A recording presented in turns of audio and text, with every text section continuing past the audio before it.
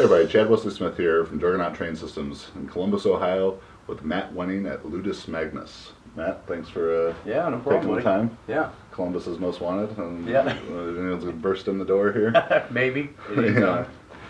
So I'm sure a lot of you have seen our video from a couple weeks ago, our critique of Westside, and in terms of critiquing the Westside barbell, commonly understood Westside barbell training principles for the raw lifter, and someone that I credit as maybe the most successful raw lifter from Westside, and a lot of Westside proponents are always pointing to, when I make my critiques, they're like, well, what about Matt Wenning? What about Matt Wenning? So we got him. He's right here. And so we want to talk about Matt's background in the sport of powerlifting, his development from a multiply competitor to a raw competitor, and how he has tweaked these conjugate ideas and developed his own system, and why he believes that that's so successful for him and his team as raw lifters. So, Matt, when did you start powerlifting? I started when I was 13. Local YMCA. I was very fortunate to grow up in a small town. The reason I say fortunate is because just at a local YMCA we had a guy that was 190 pounds who could bench press 500 raw. Oh, wow. So, at a young age I was on the bench press. As a 8th grader, you could imagine what that feels like to a guy that, I weighed 185 pounds in 8th grade. So I was a big kid like you. Seeing a guy that was in his early mid-30s that was the same weight and benching, 500 pounds. Well, the guy that taught him how to train was a 740-pound deadlifter in the 70s. So we had two guys there that were nationally ranked lifters that were, in that area, very good. So that definitely just like changes your perspective too on, like, if you go to the gym and the strongest guy you see benches 275, then you think that that's the strongest. That's really strong. Yeah. So 500 it changes everything. I guess initially, starting out, I was always the small fish in the big pond. So my initial goal was to get as good as those guys were, because a guy named Tim Smith and Jim Dawson were like legends in the area. They were the top dogs since the 70s, and so I got really lucky that I was around those guys. But their ideals were very linear periodization, very old school. I would consider it, archaic compared to what we use now, although functional and worked. But I noticed that even talking with them now, that their system allowed them to get to a certain strength level, and I never noticed Timmy or Jim ever get any stronger after that point. It got them to a certain point, and then it flattened out. I started to flatten out from that training methodology at about, I'd say, 20 years old. And that's when I was at the Arnold Classic. It wasn't as big as it is now. It was, if you weren't a professional powerlifter or bodybuilder or strongman, you didn't go to the Arnold. Now everybody goes to the Arnold, right? Everyone. So I remember when you could walk around in it, it was kind of cool, And it would be really nice if you could walk around in it. Yeah, now. this was like '99. Louis and all the guys at Westside were walking out the door, and my buddy Brad, that was a training partner, actually worked with my mom at the time. He was a transfusionist, so if you were to get heart surgery, he would run the machines that kept the blood moving in your body. Pretty smart kid. He's like, hey, look, that's Louis. You need to go talk to him.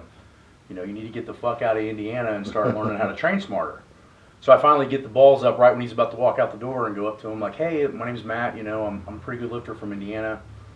And he's like, pretty good lifter. He goes, how much do you lift? So I tell him, and I'm benching close to 500 pounds at, a little under 20 years old. And he's like, well, that's pretty strong. You ought to come over sometime. So I think I waited a month or two and then went over to the gym. That's when it was just a little hole in the wall in a strip mall.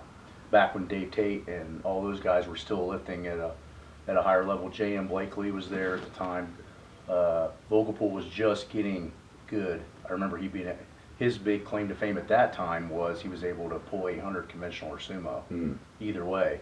And I think he'd already squatted 1,000 at 220. So he was kind of the name face, and then Halbert was hitting all those big 12-hole record big benches, 766 at 220, which at that time was amazing because the shirt technology was very little. So I watched him be able to bench, 625 touch and go raw at 230 pounds body weight with no shirt. So he did 766 in a shirt, but 625 raw. That I personally watched, and it was one of those things I think that I remember ingraining into my head is George always telling me that if you want to be good in equipment, especially at that time, you still had to be crazy strong with nothing on. So I always wanted to be the guy. If you had a guy now benching 760 Sure did. Maybe a 365 or 405. I mean, maybe I've seen worse than that. Definitely not 625. No, definitely not He's 625. 1,000 pound venture now, bro. Yeah. 1,000 pound shirt. That's what I try to tell people when I did 840 in a shirt. You know, I did 615 touch and go. Mm. So that always stuck with me. That, you know, George would tell me or show me how strong he was, and then I would tell myself that if I can't walk into a normal gym with no equipment on, then I don't deserve to call myself a powerlifter. And I think that's where, at that time, especially because, you know, we grew up, well, maybe I'm a little older than you, grew up in the era where equipment was king. But the guys that were in the equipment at that time, I would say from 2001 and 2 up to 2008 or 9, were still insanely strong without it. At least most of them were. Yeah. Hey, you look at a guy like J.M. Blakely, and then it's a bit different. 730 bench, but probably did 600 plus raw. Yeah, I mean, just looking at his physique, a little different than most, most of the other guys. Powerlifters, but especially the multiply. Yeah, and George Halbert still has the biggest pecs I've ever seen on a smaller guy. So that's kind of where the philosophy started, to make sure that everything stayed raw. So from 99, 2000 to like 2005, I was in school, traveling, getting my undergrad degree and then my master's degree in biomechanics. So on the weekends, my boss at Ball State, while I was a GA, would allow me to leave at about 2:30 in the afternoon on Fridays so I could squat with the Friday evening group. That was the big time group at Westside at the time. So when I could, which was usually fairly often, I would drive down to Columbus, which was about a 2-hour and 40-minute drive to squat, stay at one of the lifters' houses or Louis' houses, get up in the morning, bench with George, and then drive home. And that would be my weeks for, I would say, towards the end of my undergrad career and all of my graduate career. So that's where the experience started, then moved over there full time after I graduated at the end of 2005. Stayed there till about 2008.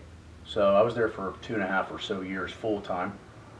And that's kind of where the system really, really sunk in. But I think there was a transition point in that time where the old timers were leaving and the new timers were coming in. So I got lucky that I was actually seeing the system at its peak evolutionary point, which I would say would have been about 2001 and 2.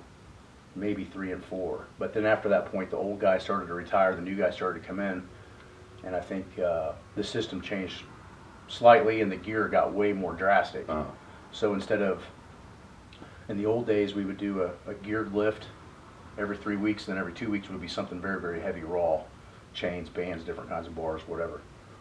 So that's kind of where my system from Westside started to, when I left, started to differ. I started to feel that the bands and chains were no longer having as much transfer as they did. I think at the initial point, going back to the beginning, is I trained free weights only for almost 10 years. That's all we had at the Y. Yeah. Had a great base of what free weight felt like. Then I got introduced to bands and chains when I was already in my early 20s and already a fairly seasoned lifter. So it accentuated all the other abilities for me to get better and give me a new environments to push harder. That allowed me to max more often because you can, you know, if you're with free weights all the time, you get the same wear and tear effect. So the bands and chains are changing the pressure gradient slightly, allowing you to max every other week or every week if you can handle it. When I left Westside is kind of when I hit my biggest geared lifts. And the big transition was recovery. You were at Lexington? Lexington, yeah. Me and Chuck Vogelpool and a few other guys were lifting at Lexington. And that's when I had broke the first world record total I had taken. Can't remember his world record, but it was 26.62 and I did 26.65, which at that time was massive and multiplied. This was 2008. Well, the next year I did 1100 and then pulled 800 in the same meet, which was my first 800 deadlift. And the big transition to what I was doing at Westside to compare to what I was doing at Lexington was, if I felt banged up, I didn't go to 100%.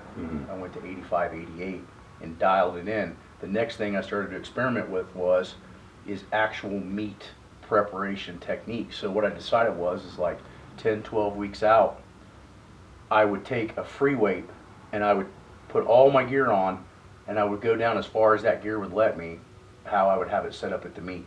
So let's say if I was going to try to squat 1150, I would do 1,000 for 2, 10 weeks out. Regardless if it broke parallel or not, I was going to get comfortable in the equipment and the weight. In between that time, I would do anything weird under the sun, maybe just briefs and belt, but a weird bar or chains or bands. 4 weeks after that, I would do 1050 for 2. and it would be deeper, obviously, because the weight was heavier and pull me down farther. And then the next week I would do 1085 or 1090 for 1 or 2 reps. Point being is, I specifically strategically put the exact preparation points in every 3 weeks, and what I noticed is every time I went to the meet, I felt like second nature. I didn't feel disoriented from my actual competition. Well, fast forward to 2012, I started getting more into the raw lifting. Raw lifting starts to get more popular. What was it that really kind of prompted that your desire to want to shift? Yeah, I mean, I think of quite a few things. One, I knew I could compete raw. My off seasons were 70% raw anyway, so that was one of those things that was always like a standing point to me. Like I was saying, if you can't walk into a normal gym and just put a belt on and smoke everybody's ass, don't consider yourself world class at lifting. I don't care if you're a gear guy or raw guy. You know, you should be able to walk into an average gym and make everybody stop. Regardless of what you're, if me and you go in and squat over at Lifetime, it's going to be a fucking, everybody's going to stop and watch that, might right? actually be a good video. We can do that right. later. You get my point? Yeah. But I think at that time, there were a lot of geared guys that couldn't go in and outbench somebody at Lifetime Fitness. And that to me was a disgrace to the sport and a disgrace to myself. The next thing is raw lifting was starting to get more and more notoriety and popularity. So for me, it was like, look, I'm still in my prime. I'm only in my early mid-30s. I maybe have another 10 years if I'm really, really smart at being at my peak. What's more impressive to me?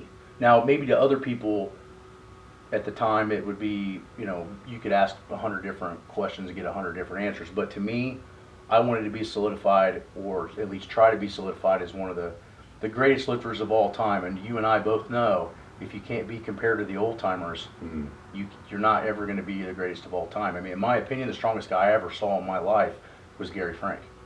But Gary Frank will always have an asterisk next to him, because nobody knows how strong he is really without anything on.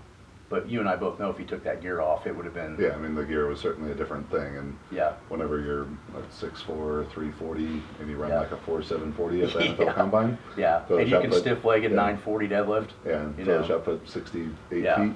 And needless Everyone to knows say, you're strong. And needless to say, having a 27 ring finger. I mean, the guy was a monster. But my point being is I always wanted to at least be compared to guys like Kazmaier, be compared to guys like Don Reinhold. I think the guys that me and you hold up in high regard, John Cole, John Cook, those guys, to me, I had to take it off to show that I could compete. If you put me back at 1980, I was able to roll with those guys. Wow. So far in the bench and the squat, I would say I would be in the category. Oh, for sure. Yeah.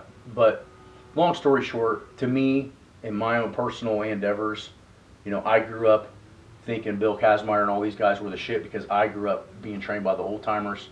I grew up by guys that were naturally strong with no equipment on. And so those were my idols and guys that I wanted to chase. And I started to look more and more at the rules becoming more and more lax. One of the other big transition points was about 2010-11.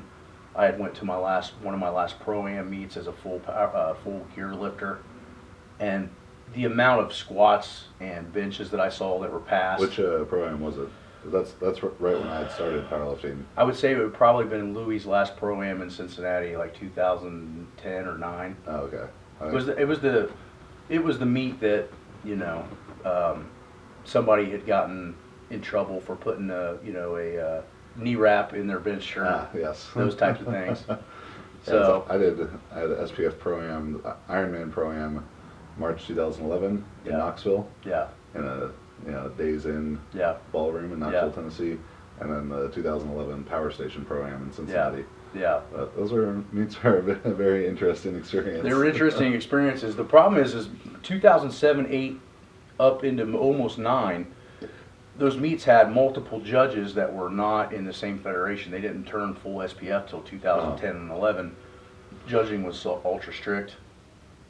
Chuck, myself, Chuck fought at the time. Yep. We were all very good technicians and super clean, and we took away all the money. That pissed people off, I think, because that wasn't our meet. That was other people's meets.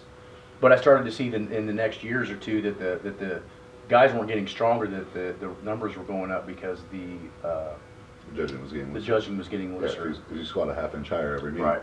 of course your squat goes up. Yeah, so to me, you know as well as I do, to be able to cut an 850 plus squat in a belt only is not going to happen. Yeah. It's going to smash you down. Now, whether you can stand up from it or not is Yeah. another factor in and of itself. But for me, it was just more pure. The judging was more consistent, and I felt like if I wanted to compete against the all-time greats, that I had to be in their arena. So that's kind of why I switched. Just to give myself validity, and plus when I work with the military and the fire and police departments that I'm known for, nobody gives a shit what I do in a suit or a bench shirt. Can I walk into their gym and make them look weak? Just grabbing stuff and doing it. Yeah. And that to me is the ultimate form of strength and what powerlifting should be. Now, do I like watching geared lifting when the judging's strict, and do I think it's cool? Yeah, I think it's cool. I think it's the ultimate showcase of technology and technique. But I don't think that it's a true showcase of strength anymore. And that's kind of sad. I mean, I think the only guy that I would say right now is the best geared lifter, if you want to talk just like bench. I've seen Kennelly do things in all aspects that are just absolutely amazing. But, I've seen other guys that can bench 900 that can't do 405, 500, and that to me is just not lifting. So I just never wanted to be, regardless if that's your thing or not, I never wanted to be associated with that. I wanted people to go, hey, that guy's super strong for real, legit. And that's just kind of my philosophy on the whole thing. So that's kind of where the transition started. So then as you got more and more into raw lifting, obviously you saw adaptations to what you were doing, the training you were doing in gear. Yeah. What did some of those changes look like? So the first thing, like we talked about earlier, just me and you, was putting in strategic points of actual lifts that were done at the meet. Whether it be a different rep range, it was the exact weight and exact meet conditions. So if I'm wearing a singlet at the meet, I got a singlet on. If I'm doing a straight bar, I got a straight bar. If it's straight weight, I do straight weight. That's where I think Conjugate system got a bad rap for a lot of people, was that they varied it so much they didn't have a strategic plan. Now, the question is, why would I do that? The reason was disorientation of real weights. So the key for everybody is finding the optimization of how much free weight do you need versus how much variability do you need. So I'm a type of lifter, because of my background, for the first 10 years of my lifting career, I mastered free weights. I knew where to put it on my back. I knew how it felt. Yeah. And I got up to an 826 or whatever squat in the IPF. Which with very little chains or bands or any kind of bullshit. That's IPF single ply at the time, Yes, right? yeah. So then the equipment at that time was still not so hot. Definitely. But point being is that my attachment to free weights was already high before I threw in variability. First 10 years is a long time to do things. But what I noticed was, after 10 years of taking away a lot of the free weights, I was becoming disoriented with how the free weights reacted to my body. The way the inertia reacts to the straight bar. So my point is that I felt that I needed to have free weights every 3 weeks or so. And I played with that for a while. First it was 4, then it was 3. Point being is that everybody's going to have different amounts of specificity and different amounts of variation. And that's where the trick is, and I think that's where the fault is too, because that's not an easy process to figure out. That's like saying, if you were to say, hey man, I want you to do all of my training, it might take me 1.5 years to figure out how your body ticks. You might need more free weight than I do, and I might need more variability to not burn out. So I find that the more I stay away from free weights, when I get to free weights, they're much easier and I'm not nearly as fatigued. If I stick to a free weight program too long, I burn out really, really fast. So I'm like very, very good at free weights, but for short periods of time.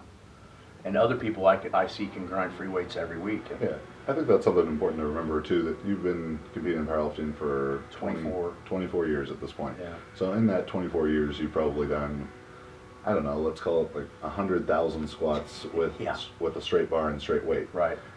Someone who's coming into the sport with 2 years experience, 3 years experience. Yeah.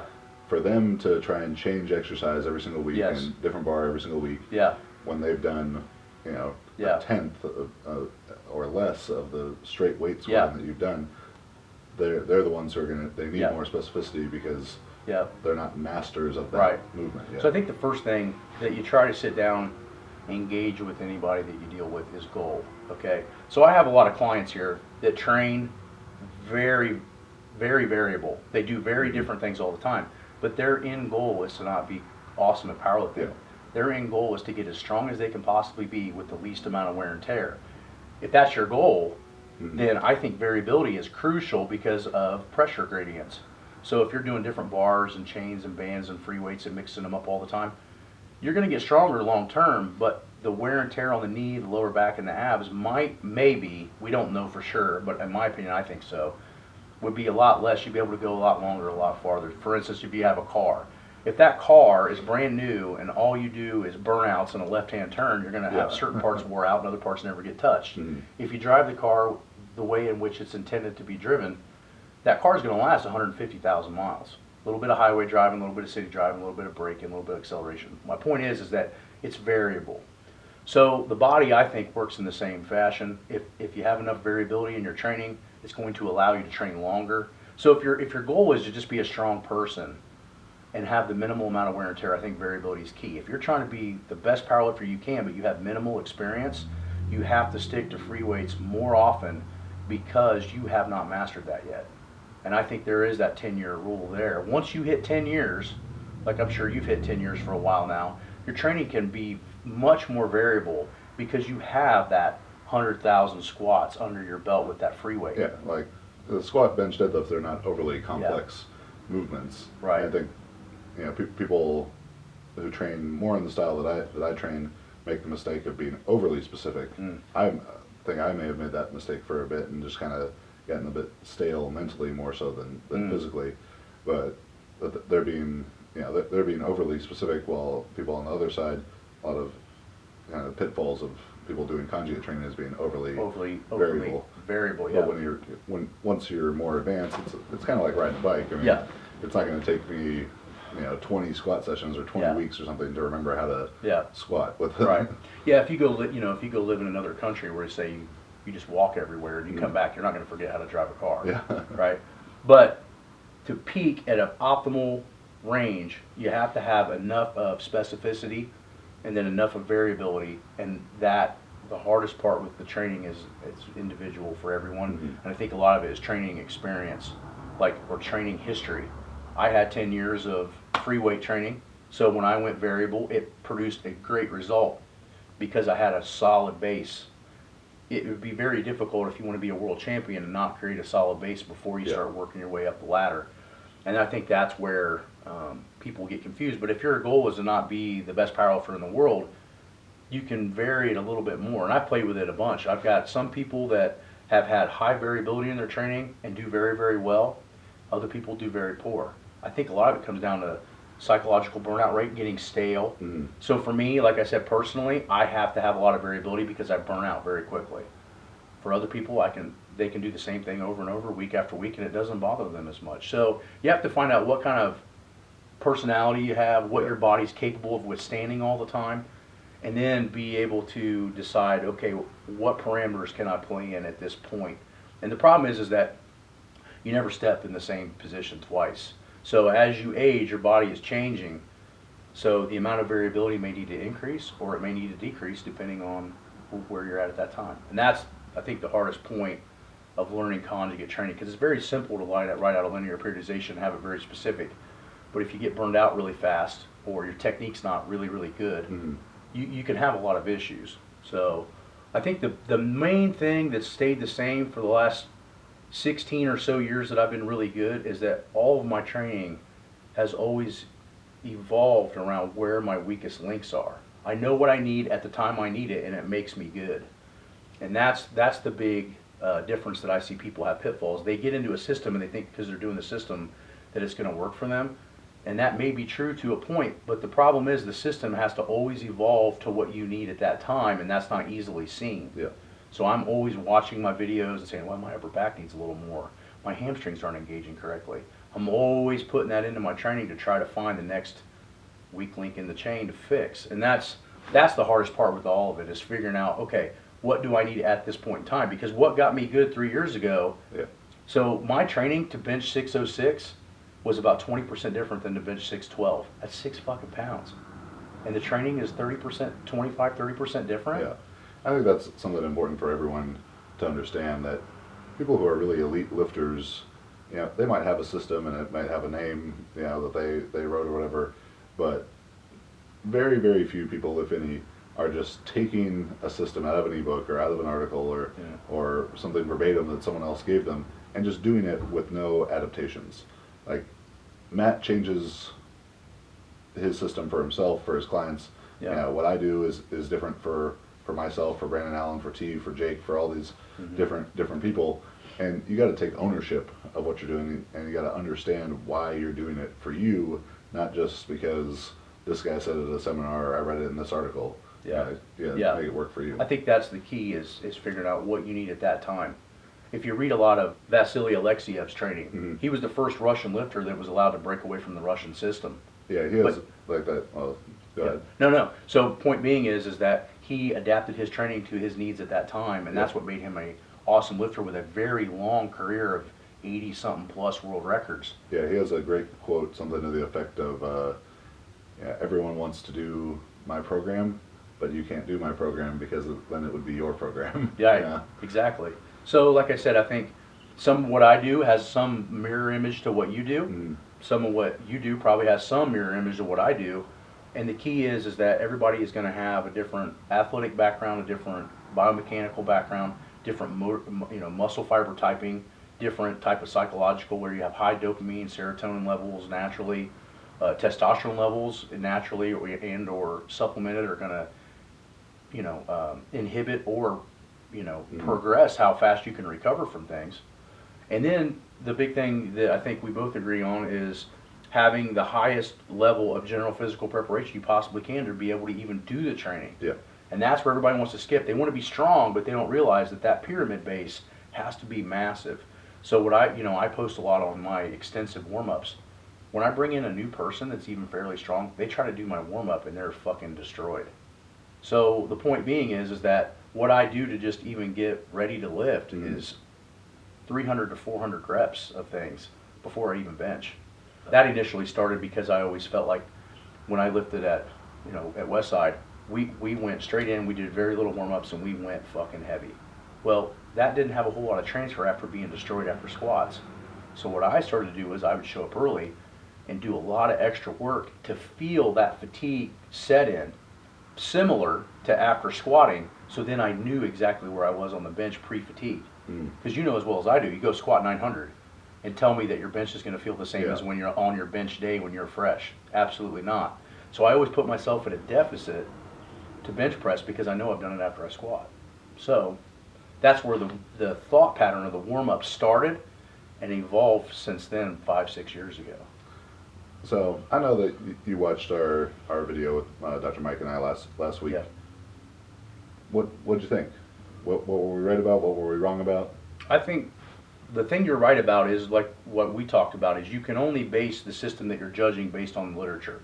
So if people go and look at my writings of what I've done in Power Magazine and wherever on the internet about speed training or max training, what you're seeing is exactly what I do.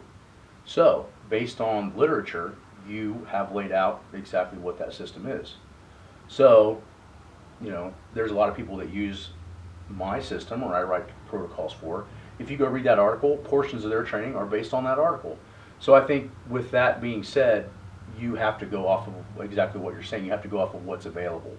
You're not at Louis' or Westside gym every day, so you can't write exactly what they do every day. You have to base it off literature. And neither are 99.9% of the people doing Westside training. So if you're basing it off of literature, I think you're absolutely right. I think where and I think you hit on it, don't quote me, but I think you hit on it, is the reason that the system works for me is because I know what I need.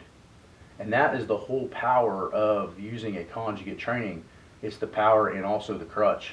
If you don't know your needs at that time, that conjugate system is nothing but a pitfall. If you have a good grasp of what your weaknesses are, where you need the most work, and you can learn how to apply it, conjugate system, I honestly believe there's nothing better. But there is a lot of education to be had before you can take that system and make it work 100%. And that's the real trick to the system, I think. And I mean, you probably hit on that anyway on your talk. So how does Matt Wenning's training differ from Westside? So I use, with free weight, I use a linear periodization model. I start off with gauging with 80%, say 12 weeks out. every 3 weeks I hit a real free weight and build myself up very gradually to 92% before a meet 2 weeks out. So my deloading system is the same. I use a Circuit Max system, is very similar. But I think the real strategic trick is doing specificity every 3 weeks. So 80% for 5, or roughly 12 weeks out, then 85, 86%, 9 weeks out, then 87, 88%, 6 weeks out, and then 92%, 3 weeks out. And that allows all those weird things I do in between to kind of tell my body, hey, this is what I want from you, without overtraining it as well. So I follow the law of specificity. I'm doing something very specific every 3 weeks, but I also follow the law of accommodation, which states that I'm doing things very different in between, so the muscles are constantly guessing and the central nervous system is staying as fresh as possible while going as heavy as possible. So where my system, I think, may have an advantage is I have more specificity involved, but at a strategic points. And that's just something I've figured out over the years playing around with. So it's kind of my old system blended in with my new system. So I think it's all the best of linear periodization and all the best of conjugate training blended in together and making it very different and variable at all times with a specific goal in mind versus just training to train. And you were talking about earlier, kind of have an off season of Yeah. training and how you vary different parts of the year Yeah. for different styles of training. Did you go more Right, in yeah. depth? So I get done with my meets usually around, I do 1 meet a year because of the busyness of the gym and the talking. So I can lay out about 20 weeks of no travel and just train my balls off. With that being said, right when I get done with a meet, the first thing I do is clean my diet and get as much bloating off of my system as possible. So the first time I went to see Dr. Serrano, which is a pretty famous doctor here in town, works with a lot of pro bodybuilders and athletes and whatnot, very smart man with blood work, looks at me and goes, holy shit, you need to change a lot of things because you're not very healthy. And I was only 33 at the time. I'm thinking, well, I train hard, I don't eat super dirty, but my carbs were completely out of control. Mhm. I ate whatever I felt like eating because once I get up to about 250, I was a very hard gainer.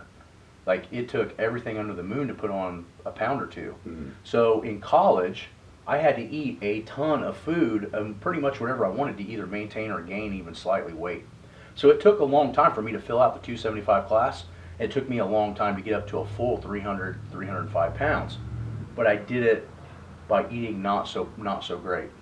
So by the time I'm 33, I got some cholesterol, triglyceride problems that need to be straightened out. They're not horrible, but not great. I start timing my carbohydrates, I start feeling better. I start realizing that if I want to last in this sport and I want to be the best I can be for as long as I can be, I got to take at least half the year and work on just being as athletic and healthy as possible. So my training is still just as hard, but it's harder because I don't have as much energy to hit those big max numbers because I'm drier, I'm less hydrated, I'm less bloated, which is awesome for strength, but not so good for health.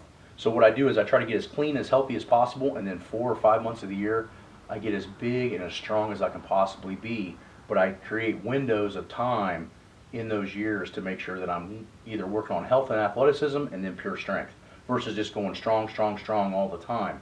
It does a couple of advantages. One advantage is it gives my joints a break. If I'm not trying to put 900 on my back all the time, my back heals, my knees feel okay. So, as you know, I've only ever had a groin pull or a tear. I mean, I've had a little bit of black and blue on my leg from a groin tear. Other than that, I've never been injured.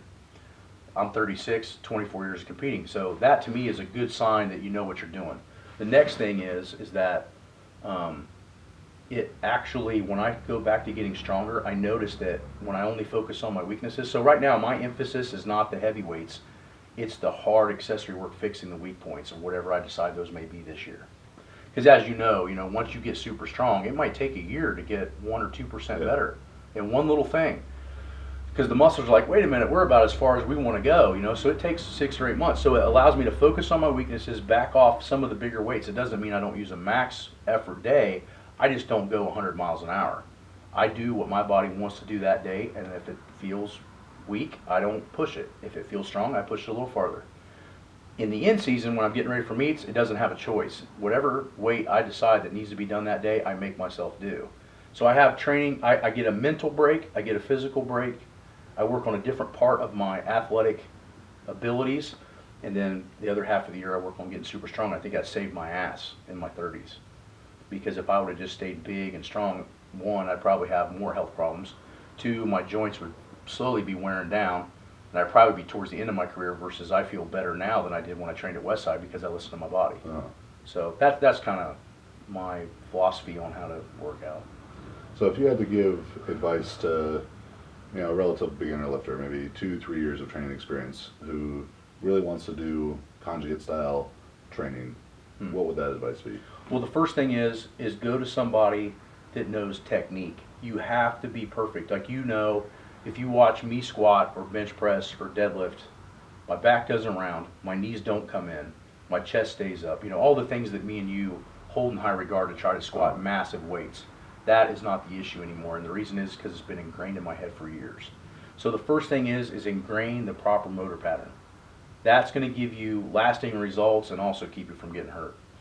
The next thing, more conjugate focused, is go to somebody that makes you do things you don't like to do, not the things you like to do. I mean, a lot of people, I think, like to use systems that pat them on the back every week. My system will not do that. My system will find your weakness and kill it. And initially, that's going to make you weaker. So, reiterating back to when I first found Westside and the conjugate system and the books and the texts, when I initially trained to that system, the first year and a half I got weaker. So I want everybody to know that the first year and a half I got weaker. Now, why did I get weaker?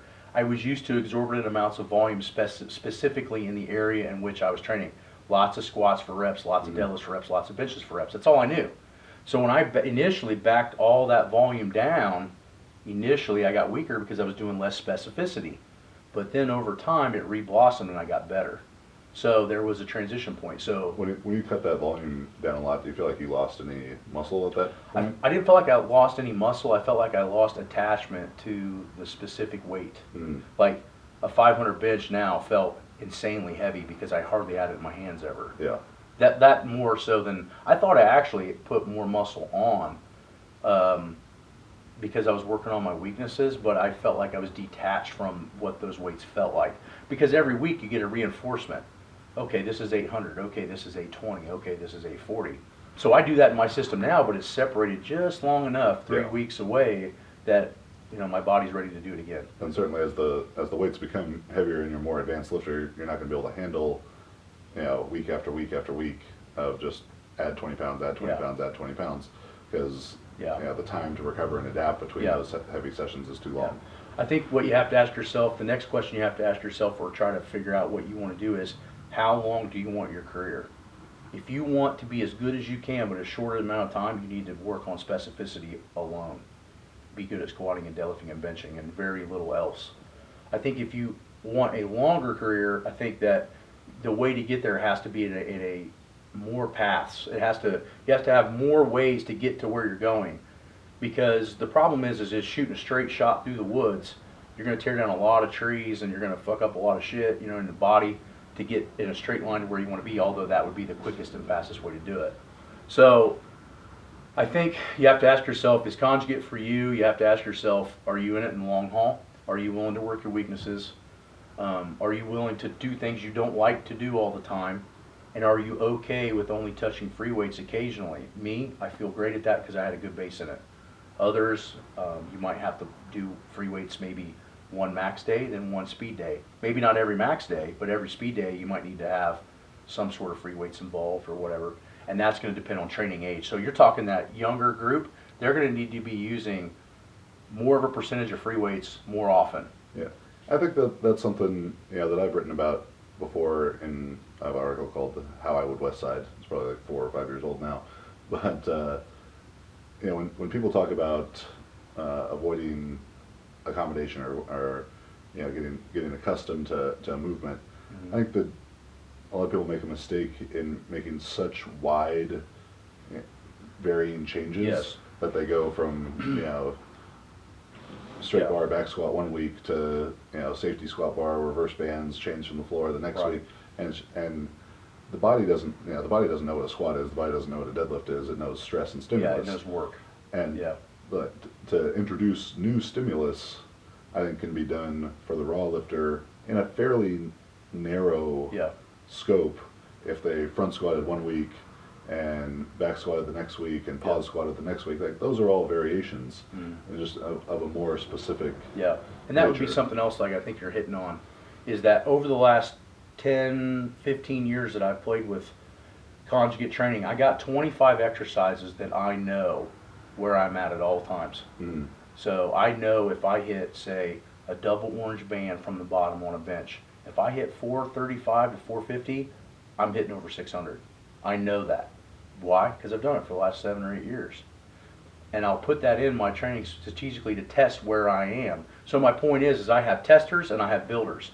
So I think that's another system of always I'm thinking, am I building something today or am I testing something today?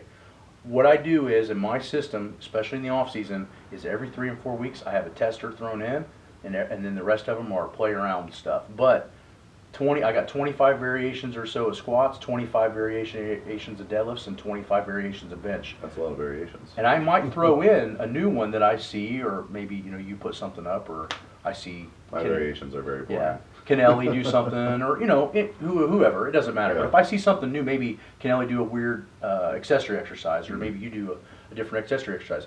I put that in. But my training, I have a system of exercises that I know where I'm at almost all the time, but it's variable enough that I can do it every week. So that's the balance is I think I probably played with close to 80 or to 100 different exercises, and I've picked 25 that I know work for me. Yeah, I think that, for those of you guys watching this, make sure, he says he got 25 exercises, for each exercise, but he actually understands a correlation and an indicator that's having. Yeah. Because I think that becomes a difficult thing too, if someone's using so many different exercises and they're not tracking it so well that, maybe this exercise went up 10 pounds, but that they have no idea if that has a correlation to the And real initially exercise. you won't. Yeah. That's the problem, is initially you won't. But if you were to ask me, hey Matt, can you show me a manual from what you've wrote down to train 6 years ago? What did you hit on the double orange band? I can tell you. Yeah. So it took me 10 years to figure out which exercises worked, which ones I could discard, which ones I could put in. So now I have it whipped. I have all the variability of change, but I have the specificity of knowing where I'm at all times. And that's only going to take years of experience. So that's the big trick, is why does the system work for me? I'm calculated in what I do. I don't do anything that's not needed. I don't waste any energy that's not needed, and I know which exercises to put in at what times to make sure that I peak where I need to be. That's the trick.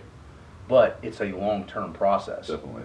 So I could write that, you're as skilled of a lifter as I am, it would still take me a year and a half to figure you out. A year and a half, and you're already good. So that's what I mean, my system's more of a long-term situation, because if you're already decently tuned and your technique's already really good, and it's still going to take me a year and a half to figure out, well, double orange bands just don't do a whole lot for you. They tear up your elbows too bad. We can't use that one. We got to put this one in. And then once I figure out those 25 or 30 exercises that we can play with, now I just throw them in the fucking, throw them in the power ball, pop one up, take it, there it is, you know what I mean? And make it as variable as possible with the specificity still built into the system. Great. Matt, where can people learn more about you? Well, my website, winningstrength.com, spelled exactly like my name. I'm on Instagram, Real Matt Wenning, and then Facebook. I have a community page where I post everything. I post on my personal page because it's full now. Is there a fake Matt Wenning on? There probably Instagram? is. I don't know. I think Matt Wenning was already taken, so I had to do something quick, so I just popped it in there. But yeah, there probably is a lot of fake Matt Wennings out there. Good deal, Matt. Thanks for taking Yeah. the time to talk about it. No problem, brother.